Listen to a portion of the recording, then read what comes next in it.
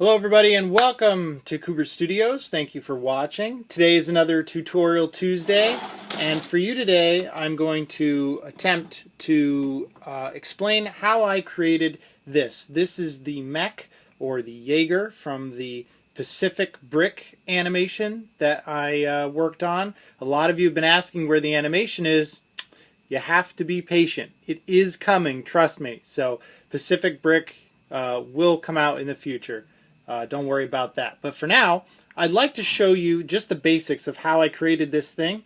It's a pretty basic thing, and I won't even have to go into all of the individual details, but this is a pretty simple model.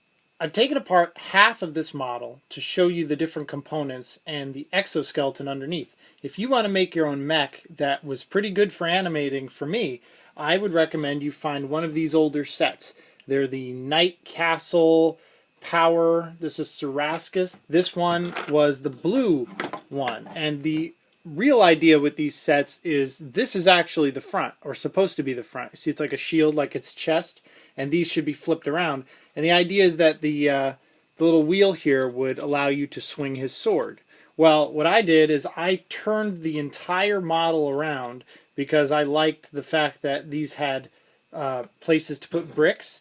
And I built this sort of chest piece, which is just comprised of a bunch of different pieces, and I attach it on top of here, like that, and it looks pretty good. It looks just like it, and I used kind of the same colors, blue and darker blue, gray, to attach all of this together, and it turned out really great. The only problem I had during animating was the wheel here would, the idea, I like the fact that these snap together, in place. It was easy to animate that way.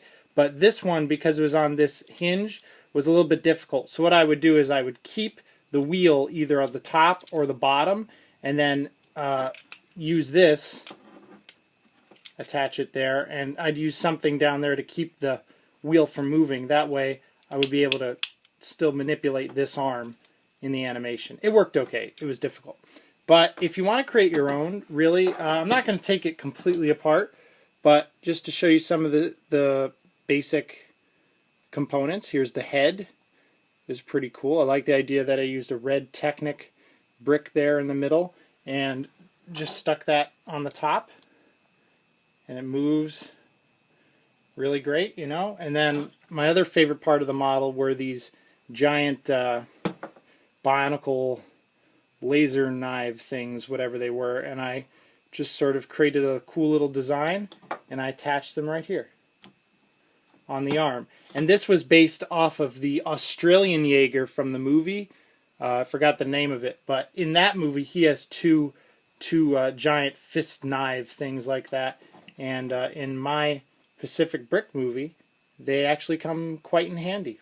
The different parts that go on the legs and the chest, they're all just simple little designs. There's nothing special about this. A couple of pieces put together, and I attached it on there like that, and it makes it look like it's more complicated than it actually is. I recommend, if you're going to do mech animations with Lego bricks, you use some of these clicking bricks. They're very good. They're almost like a plastic built armature, and they stay together. The only problem is if the model gets too heavy or it's too cumbersome, what I did is I used clay on the bottom of the feet, and sometimes I would use off-camera rigging systems to hold the model while it was moving. And there's lots of little movie tricks that went into the creation of the film, but